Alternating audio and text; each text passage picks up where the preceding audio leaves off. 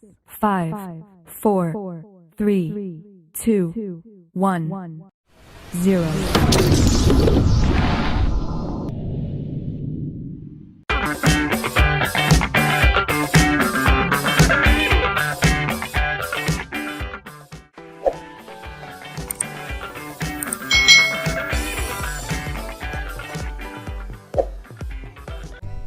Hai hai hai, selamat datang di channel YouTube Kak Citra.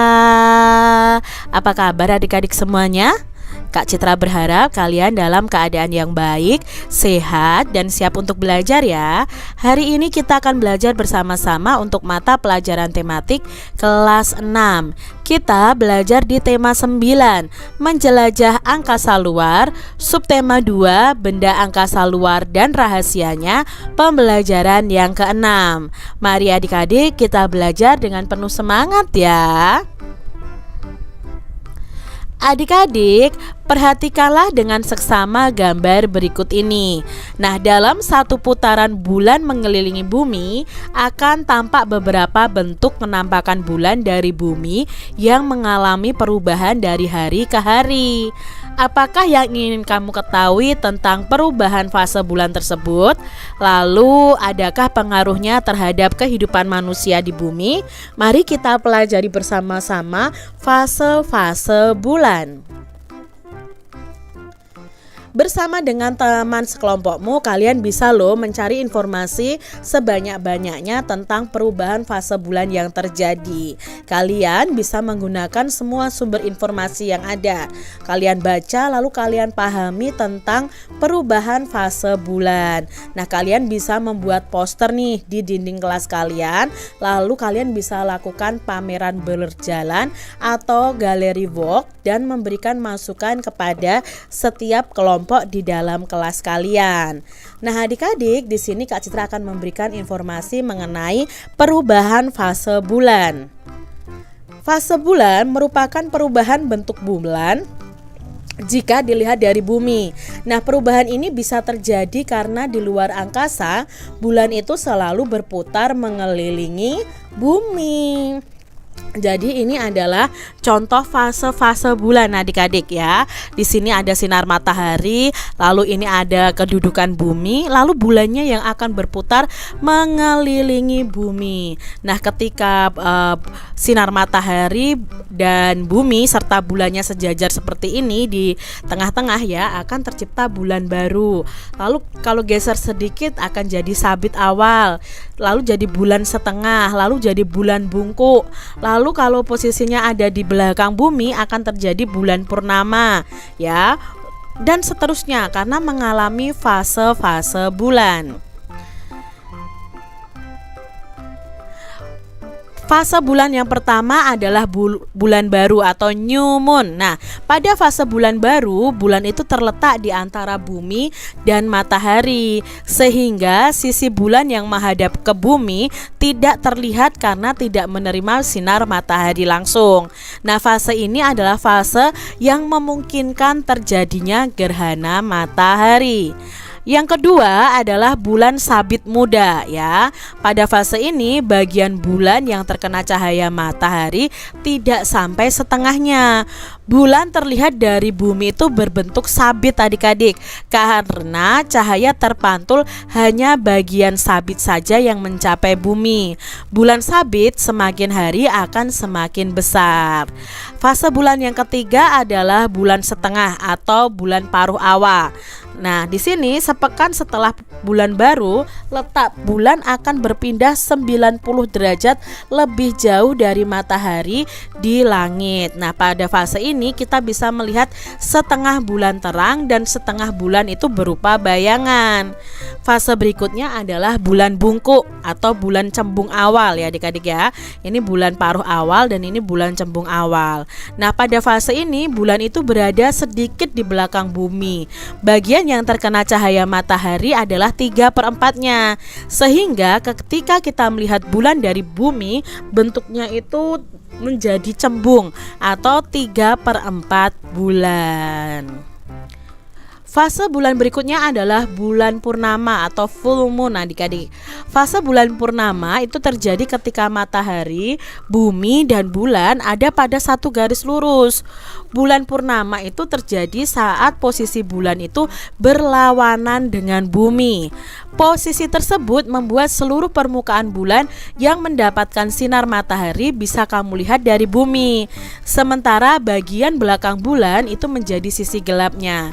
Nah, bulan purnama ini biasanya terjadi di antara hari ke-14 dan ke-15. Berikutnya adalah bulan bungkuk. Nah, bulan bungkuk ini setelah melewati setengah perjalanan fase bulan, maka fase bulannya akan kembali ke awal lagi adik-adik. Pergerakan bulan akan terus ke barat sehingga cahaya matahari sedikit tertutup oleh bumi. Hasilnya bulan akan terlihat cembung kembali dari bumi. Lalu sama yang berikutnya adalah bulan setengah. Nah, bulan setengah ini, fase ini terlihat setengahnya saja dari bumi sehingga bulan itu terlihat setengah lingkaran. Lalu ada bulan sabit tua, itu pada fase ini bulan akan kembali berbentuk sabit. Saat ini bulan sudah hampir mengitari bumi sebanyak satu putaran penuh. Nah, mengakhiri fase bulan ini, bulan akhirnya akan kembali ke posisi awal yaitu bulan baru di mana akan berada di depan bumi dan kembali tidak terlihat. Itu tadi adik-adik ya perubahan fase-fase bulan yang mengelilingi bumi seperti itu.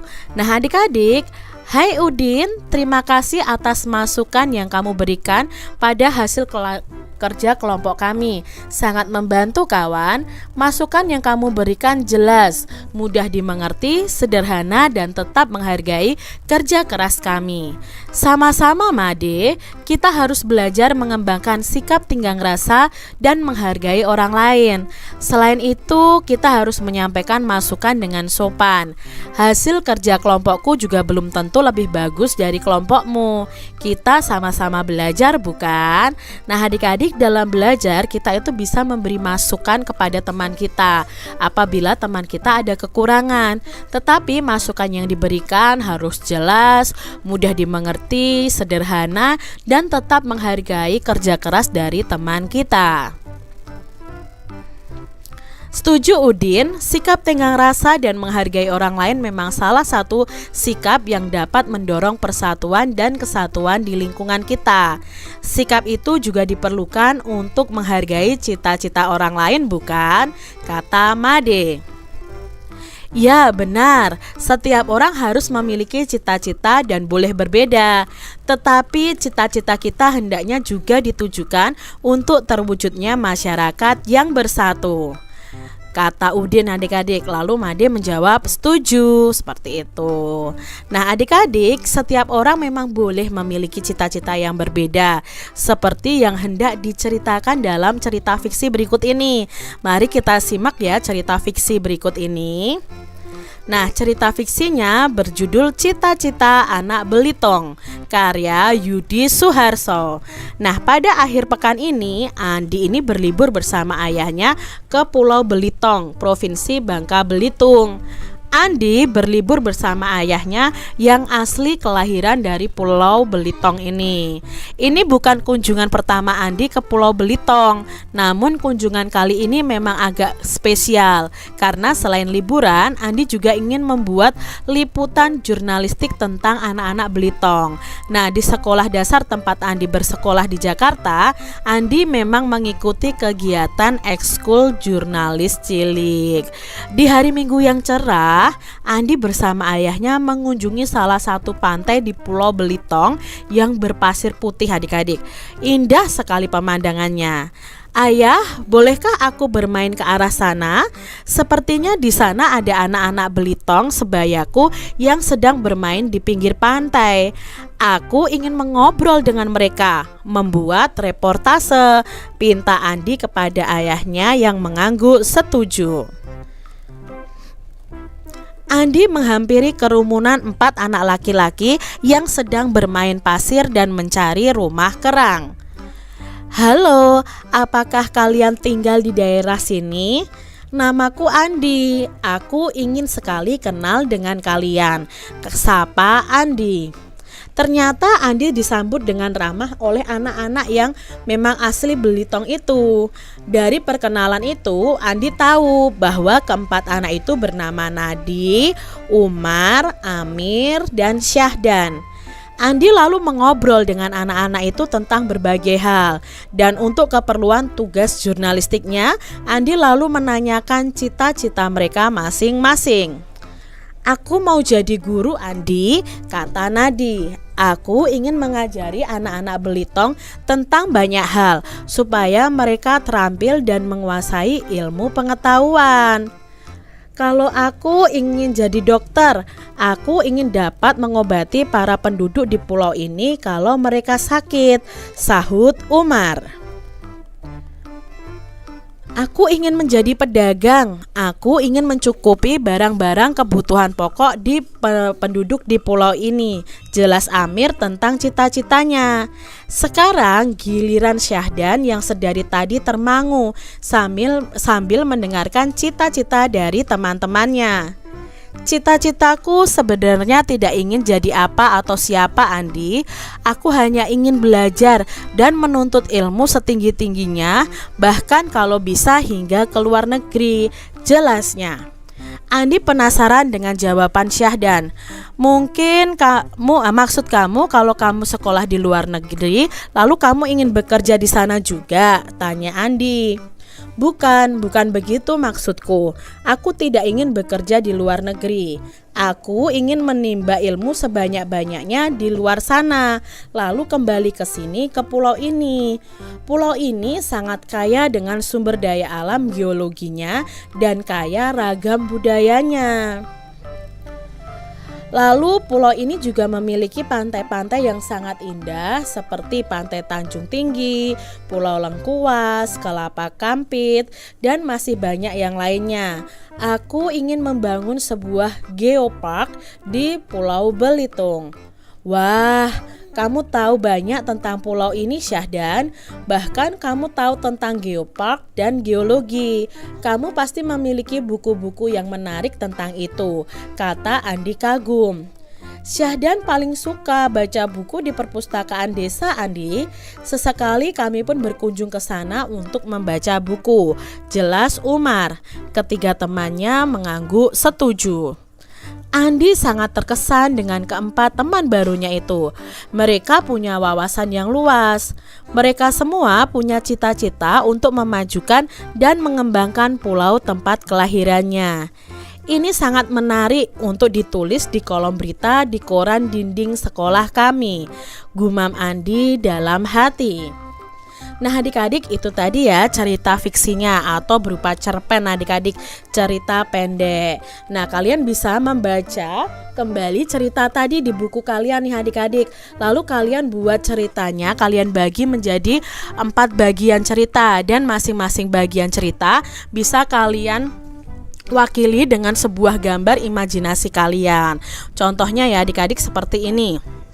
Nah, kalian bisa bagi menjadi judul dan pengarangnya, lalu bagian awalnya, bagian tengahnya, dan bagian akhirnya. Jadi kalian bisa buat menjadi 4 bagian seperti ini.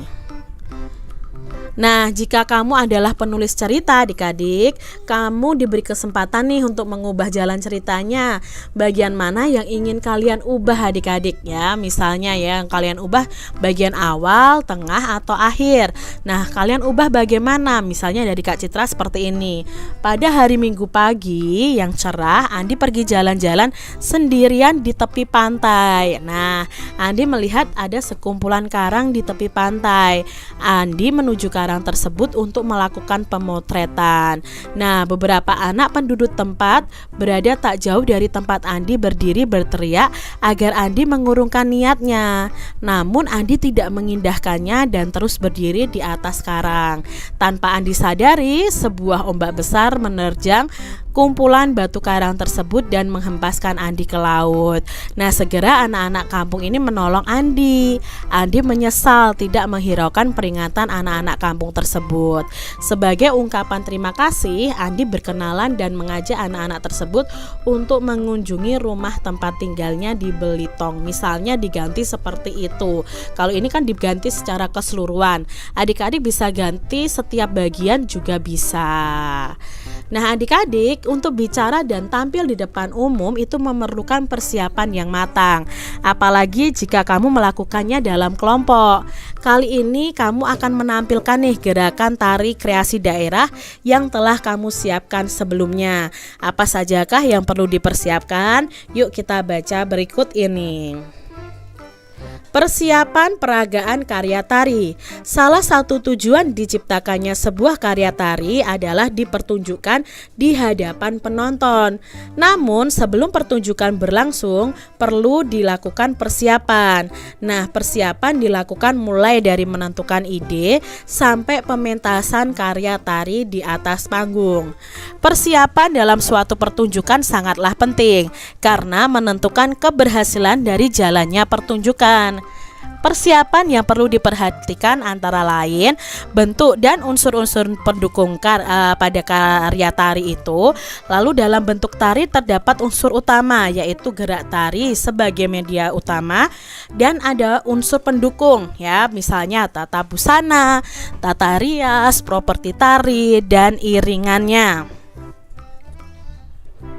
Berikut ini adalah beberapa persiapan yang harus diperhatikan dan dilakukan sebelum pertunjukan tari adik-adik. Yang pertama adalah bentuk tarinya. Terdapat beberapa bentuk tari yaitu tari tunggal, lalu tari yang dilakukan secara berpasangan, tari kelompok atau tari massal.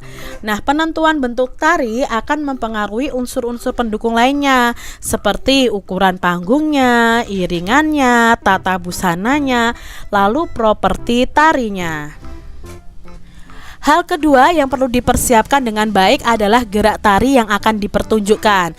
Nah, gerak tari yang dimaksud adalah gerak tari tradisional, gerak tari kreasi, atau gerak tari sehari-hari. Ketiga yang perlu diperhatikan atau dipersiapkan adalah tata busana dan tata rias tari tersebut ya. Nah, itu perlu dipersiapkan dengan baik. Karena apa? Karena akan mempengaruhi pesan yang hendak disampaikan kepada penonton. Tata busana dan tata rias dalam karya tari ditentukan oleh tema tarian. Nah, tokoh yang dibawakan oleh penari itu harus sama ya dengan karakternya. Nah, properti atau peralatan merupakan hal kelima yang harus dipersiapkan dengan baik. Properti atau peralatan itu berhubungan dengan apa saja yang diperlukan oleh para penari dalam pementasan, misalnya tata panggung, tata lampu, tata kelola panggung yang harus diperhatikan oleh para penari. Nah, iringan musik dari tari tersebut merupakan hal keenam yang harus dipersiapkan dari awal. Iringan musik itu harus ditentukan apakah akan menggunakan iringan musik langsung atau menggunakan media lain seperti musik dari rekaman. Nah, itu tadi hal-hal penting yang harus dipersiapkan sebelum pertunjukan tari. Adik-adik, kamu tentu telah mempersiapkan beberapa hal dalam mementaskan tari. Nah, sebelumnya kamu telah menentukan tari jenis daerah yang hendak dipentaskan, lalu jumlah penarinya, jenis tarinya, pola lantainya, dan properti tarinya. Bahkan adik-adik telah melakukan kegiatan untuk membandingkan antara tari kreasi daerah pilihan kelompokmu dengan pilihan kelompok lain. Nah, adik-adik bisa lakukan nih latihan dengan iringan musik yang telah kalian persiapkan, lalu atur juga formasi tarian kalian atau pola lantai kalian supaya ketika ditampilkan itu sangat baik. Nah, adik-adik, ketika kalian tampil, berusahalah untuk selalu tersenyum kepada penonton dan saling mendukung antar penari satu penari dengan penari lainnya.